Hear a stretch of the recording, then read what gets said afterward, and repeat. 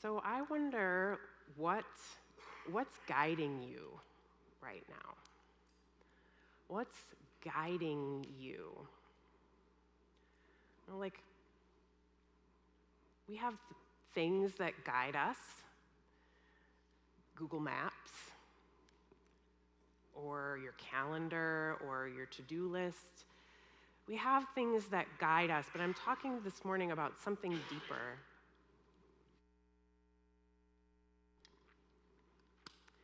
And that is what drives your decisions?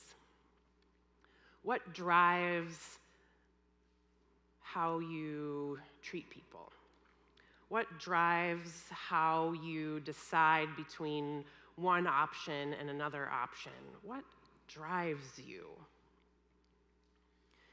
What's the hidden navigation system, the Google Maps that is operating sort of under the surface in your life, even when you're not aware of it? We all have these guiding systems that are leading us under the surface, even when we're not aware of it. You might call it a moral compass. You might call it a moral compass, and in these days of Google Maps, you might not know what a compass is. So here's a compass. A compass is an old-fashioned navigational tool. It's a small, round instrument with a moving needle that shows you where north is. And the beauty of knowing where north is when you're out somewhere and don't know where you are is that you can figure out what your next steps need to be. If you know where north is, and you know you need to go west, is that right, or is that east? West, thank you. Obviously, I use Google Maps. If you need to go west, you will know west. I don't know, Martin's pointing this way. I don't know what to do now. My moral compass is stronger, you guys, than my sense of direction. A compass can show you where you need to go if you're someone who knows how to read one. But we also have an internal compass, something that tells us what's right and what's wrong, what's good and what's bad, what we should do, what we should not do. And sometimes we consciously choose our true north on our moral compass. Sometimes we consciously choose what it is if you've done some work to be clear about your guiding principles. But more often, it is just sort of an autopilot thing that develops, silently steering us based on something from our upbringing, based on the voices of our culture, based on habits we've developed in order to stay safe and secure. There's all kinds of things that can contribute to these unexamined moral compasses. But if we're serious about following Jesus, we need to get clear about what our true north is and calibrate that on purpose so that our moral compasses will lead us in the direction of following Christ and not in the directions that would be willy-nilly according to other forces. So you cannot follow Jesus on autopilot. You cannot follow Jesus based on your autopilot. Say that again. You cannot follow Jesus based on your autopilot. You might be able to have security, like in your friend group or in your family, on your autopilot. You might be able to feel morally or intellectually superior on your autopilot moral compass. If your autopilot is something about being right, you might be able to feel good about being right. You might be able to. Or you might be able to live your life in such a way that's the absence of conflict if your moral compass is not to rock the boat. But you cannot follow Jesus. You cannot have the life for which Jesus lived, died, and rose again for unless you are intentional about living according to the right moral compass. That doesn't feel quite right. That's not how I want to say it. Until you have a compass that is calibrated toward the way of following Jesus. So today, the Apostle Paul gives us a very clear direction to orient our moral compasses toward, and that is love. The invitation for today is to make love our moral compass. Make love our moral compass. So last week, we talked about the letter to the Romans, and we talked about spiritual gifts. If you'll remember, the church in Rome was split between Jews and Gentiles, and they had disagreements about how to live together and whose way was right. And Paul said, you all bring different gifts to the table. God has given you all different gifts, and you need to use them with humility, and you need to participate with one another. So that was spiritual gifts. And today we move to Paul's letter to another church, which was also experiencing division. What the heck? Why can't churches just get along? I don't know, but it's been this way since the very beginning of the church. I shouldn't laugh about that. That's serious. So we're going to read a little bit from Paul's letter to the church in Corinth. And remember, as we talked about last week, we are reading someone else's mail here. So there's a lot of stuff that we're going to miss because we don't have firsthand knowledge of the relationship between Paul and the church in Corinth. We don't have firsthand knowledge of what the church in Corinth was dealing with. We can only make assumptions based on what the letter tells us and what we can learn from history. But I think the church in Corinth was similar to the church in Rome in that they were also fighting about which gifts were better. They were fighting about whether or not the gift of speaking in tongues was better than the gift of prophecy, whether the gift of compassion was as good as, well, it was the gift of speaking in tongues. That's what everyone was arguing for, was the coolest spiritual gift, the one that mattered the most. And in the point at the letter we're going to pick up, Paul has just finished saying to the church in Corinth essentially the exact same thing he said to the church in Rome, which was, you all have different gifts, and you all need to bring the gifts to the table, and all of the gifts matter. All of the gifts matter. But he ends that part by saying, but I seek the greater gifts, which, Paul, come on. They all matter, but seek the greater ones. But he had just finished saying that the speaking in tongues was not one of the greater ones. Anyway, so we'll pick it up here in 1 Corinthians chapter. Our printer has had a malfunction this morning, so there's random lines of numerical code that printed in my sermon on every page, and it's different on every page. So despite problem-solving efforts, we couldn't get that fixed. So hang in there with me. It was in the musician's music, too, so we're all doing a little translating. Okay. So 1 Corinthians 12 is the very end of this whole section about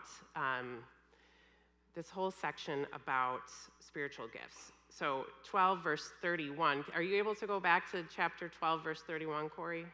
It's okay if you can't. Excellent. Thank you. But strive for the greater gifts, Paul says. And I will show you a still more excellent way. So even better than gifts is what comes next. And this will probably be a familiar text to you if you've been around Christianity at all for a while. If I speak in the tongues of mortals and of angels, but do not have love, I am a noisy gong or a clanging cymbal. And if I have prophetic powers and understand all mysteries and all knowledge, and if I have all faith so as to remove mountains, but do not have love, I am nothing. If I give away all of my possessions, and if I hand over my body so that I may boast, he's talking about martyrdom, which being giving over your life instead of reneging the name of Christ. If I hand over my body so that I may boast, but do not have love, I gain nothing. So love makes a good moral compass because love makes all the other gifts work. Did you catch that? Speaking in tongues. If I speak in tongues of humans and of angels but don't have love, I'm a noisy gong or a clanging cymbal. So even if you have that gift that you think is great, if you don't also have love, it means nothing. If you have the gift of prophecy and you understand all doctrine, he's saying, and you can have amazing faith to do miracles, but you don't have love, it's meaningless. Even generosity is meaningless if you don't have love. Even martyrdom, the ultimate sacrifice of your very life, is worth nothing if you don't have love. So love is a good moral compass because it makes all the other gifts work. And now moving on to verse 4. Sorry, Corey, I'm moving around a little bit here. What does love look like? So Paul narrows it down here to what does he mean by love? And this is especially important because of something particular that was happening in the church in Corinth, in that they were heavily influenced by the cult of Aphrodite. Aphrodite was a Greek god. Does anyone know what the god Aphrodite was the god of? Love, yes. I think, was it called Eros? And there's another name for, anyway. So there was a huge temple to Aphrodite in Corinth. And Aphrodite, as the goddess of love, meant that the cult practices that were happening all around them, that everyone around them would have been participating in, had to do with various ideas of what love was. You can imagine what some of those might have been. And stop giggling. You could imagine what some of those might have been. So they had a dominant culture idea of love that didn't fit what the picture of love that God was going to give them. So Paul gets super specific about what does this love look like. Buckle up, because this is a high bar. Love is patient. Love is kind. Love is not envious or boastful or arrogant or rude. It does not insist on its own way. It is not irritable. It keeps no record of wrongs. Oh, it says, or resentful on there. It does not rejoice in wrongdoing, but rejoices in the truth. It bears all things, believes all things, hopes all things, endures all things. And then Paul goes on to say a little bit more about love and how love is eternal. The other gifts, he will say, are temporary, but love is eternal. Verse 8. Love never ends. Other translations use love never fails. But as for prophecies, they will come to an end. As for tongues, they will cease. As for knowledge, it will come to an end. For we know only in part, and we prophesy only in part. But when the complete comes, the partial will end. So love is a pretty good moral compass because it makes all the other things that we might be about in the world, it makes all of those other things work. And then he gets super specific about what he means by love. And then he says, love is eternal. Everything else comes to an end. It makes a pretty good moral compass because it's eternal. And then he goes on and finishes the chapter by talking about love as the way of maturity. Love is this virtue that we're all seeking to grow into. Verse 11. When I was a child, I spoke like a child. I thought like a child. I reasoned like a child. When I became an adult, I put an end to childish ways. For now we see only a reflection as in a mirror. Oh, this is a different version. Now we see in a mirror dimly, but then we will see face to face. Now I know only in part, then I will know fully, even as I have been fully known.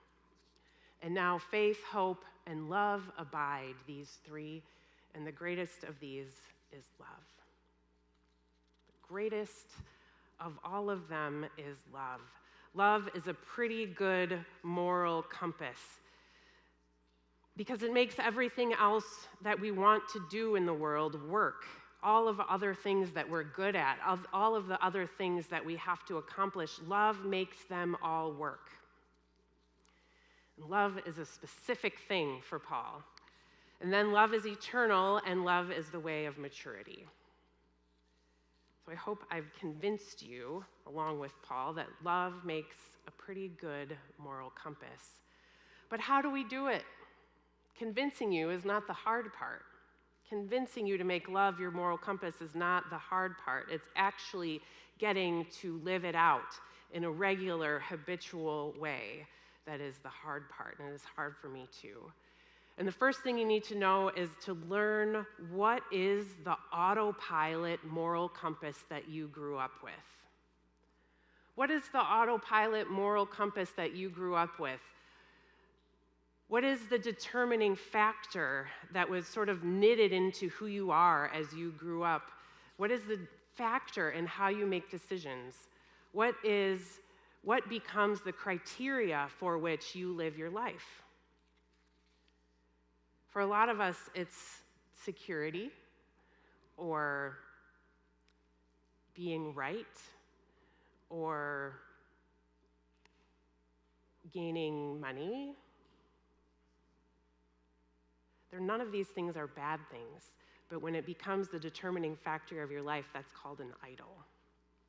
So the first thing, and I can't do this work for you. This is your work to do, to recognize the autopilot, recognize what is making you make your decisions. And once you learn what that is, then you can move on. And we'll talk more about that in a minute. So the second thing, and Paul does this for us, be clear about what you mean by love. What do you mean by love?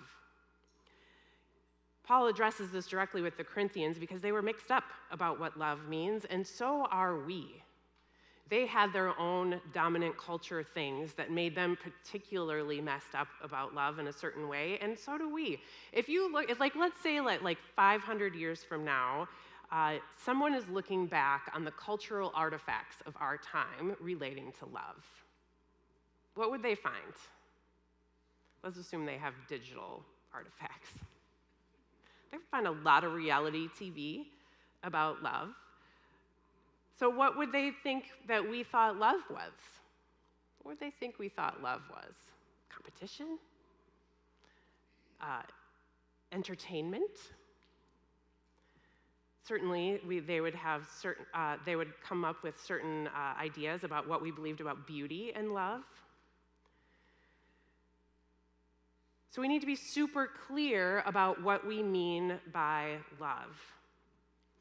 So the dominant culture tells us one thing about what we mean by love, and Christian culture tells us other things about what we mean by love. I've heard lots of people say that they love people by telling them that their behavior is sinful. That this is love. It's not loving to let people continue in sin. Is that love? Is that what Paul means here by love? Love is patient, love is kind, love is not envious or boastful or arrogant or rude. Love does not insist on its own way, keeps no record of wrongs. Even if you have deep convictions that someone else's behavior is sinful, condemning them for that is not love. There's another opposite side. So love means like coming over against someone and helping them get their behavior in line. That's one dominant Christian culture way of living out love. And another is that love is spineless. That love means just letting people do whatever they're gonna do. That's not love either. Love is patient. Love is kind. Love is not envious or boastful or arrogant or rude. It does not insist on its own way. It is not irritable. It keeps no record of wrongs. It does not rejoice in wrongdoing, but rejoices in the truth. It bears all things, believes all things, hopes all things, endures all things, but it is not spineless. Because Jesus also tells us to love our neighbors as we love ourselves. So there's something deeper here other than just sitting back and let everyone else have their own way. That's not love either.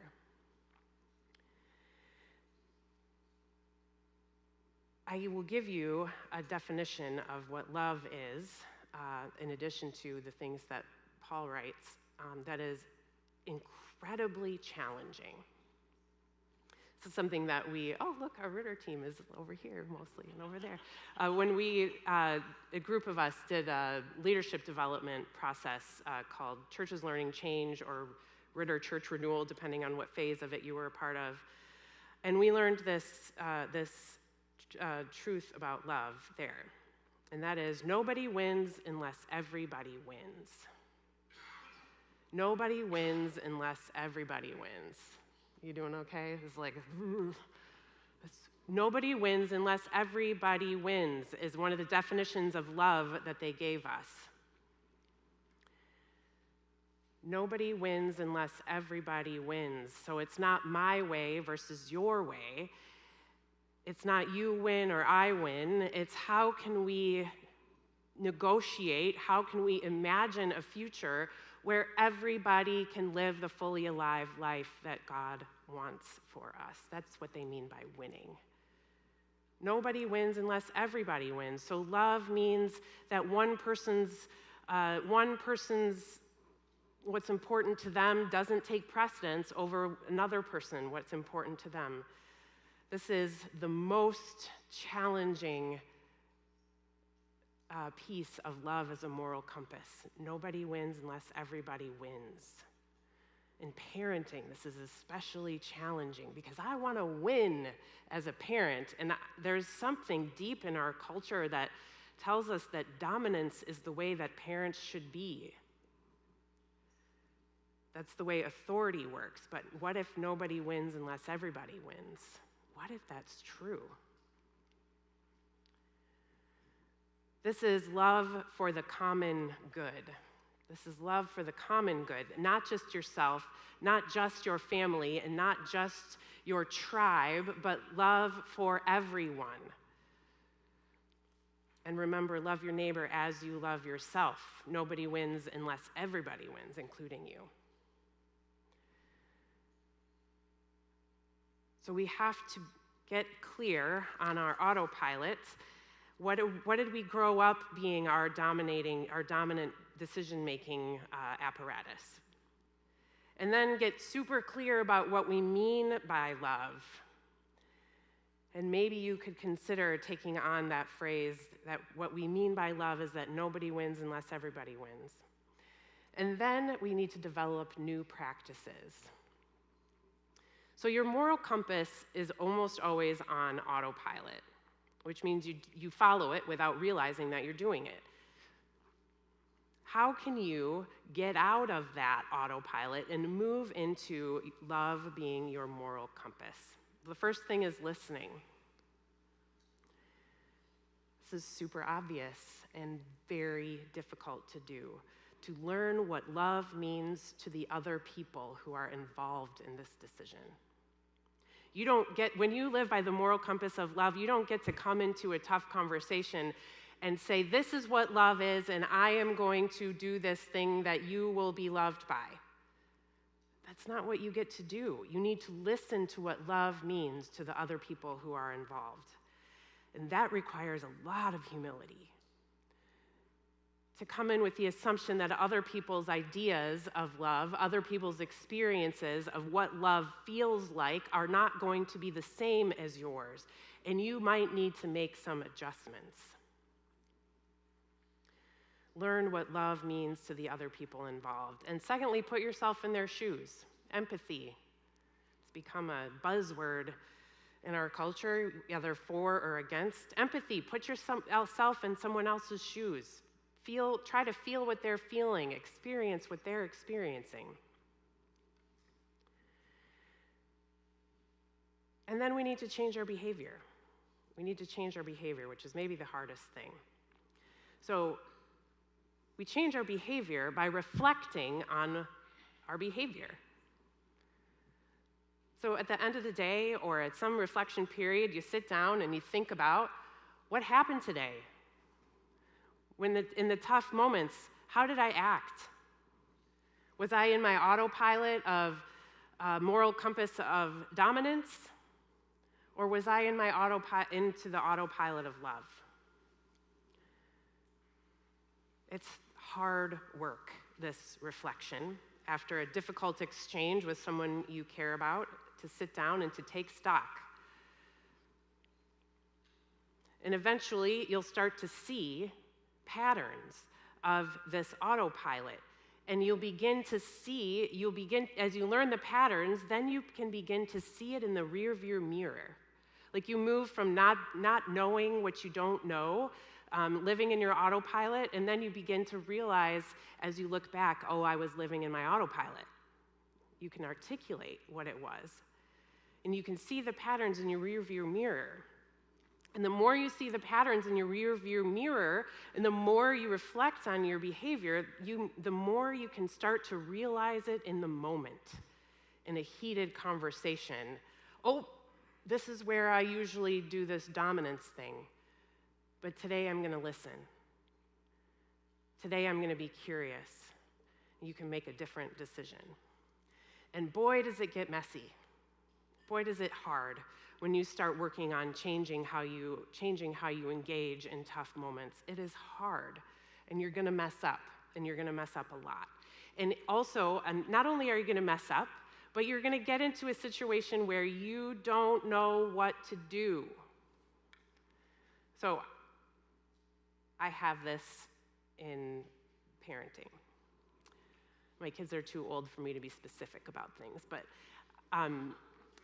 I have this in parenting where we're having an argument about something, and I come up against that trigger point where I know I'm about to do this thing of dominance or whatever, and I want to do something different, but there's always a moment of mental fog when you're working on behavior change. You're gonna be like, I have no idea what to do, because you haven't developed the new neural pathways in this new behavior pattern.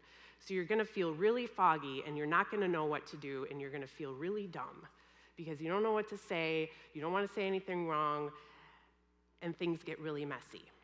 But you guys, that's good news. When you're working on changing your moral compass autopilot, that's really good news when you don't know what to do, because it means you're trying really hard not to do that old thing. And then later, you can reflect on it and maybe even say, I don't know what to do right now. Before I would have done this, but I'm really trying to do something different now. And I don't know what the right way forward is. And then you can come back later and say, oh, that would have been the right way forward. And then you can go back to the person and say, I wish that I had done this. I wish that I had said this thing. I wish that I had listened, which is almost always my thing. I wish I would have listened.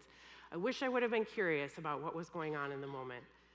And that's where you start to develop the neural pathways of faithfulness. That's where you start to develop the neural pathways of following Jesus, and you can form new habits. This is a lot. This is a lifelong process of unlearning unfaithfulness and learning faithfulness. I want to close by reading the text again.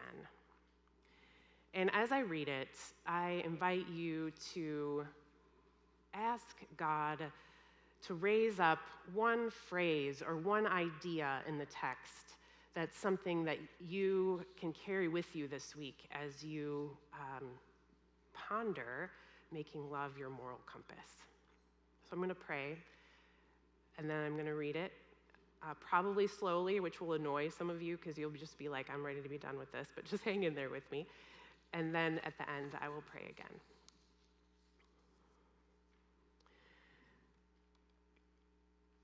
God, this is hard work. This is the work of laying down our lives and taking up our cross and following you. It means something different to each of us. We each have different autopilot ways of being for different reasons. I pray that you would help us to clear out our mental space for a minute,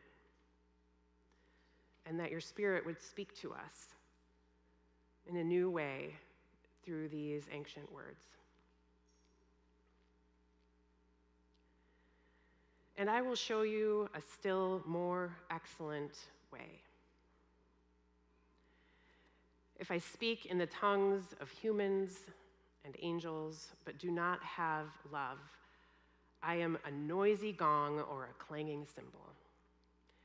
And if I have prophetic powers and understand all mysteries and all knowledge, and if I have all faith so as to remove mountains but do not have love, I am nothing. If I give away all my possessions, and if I hand over my body so that I may boast but do not have love, I gain nothing. Love is patient. Love is kind. Love is not envious or boastful or arrogant or rude. It does not insist on its own way.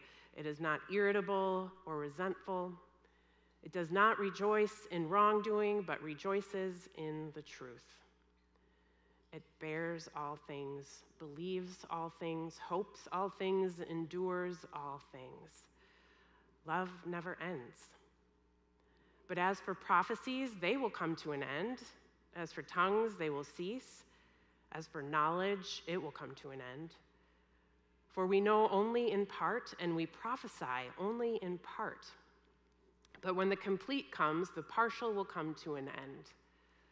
When I was a child, I spoke like a child. I thought like a child. I reasoned like a child. When I became an adult, I put an end to childish ways. For now we see in a mirror dimly, but then we will see face to face. Now I know only in part. Then I will know fully, even as I have been fully known. And now faith, hope, and love abide, these three, and the greatest of these is love.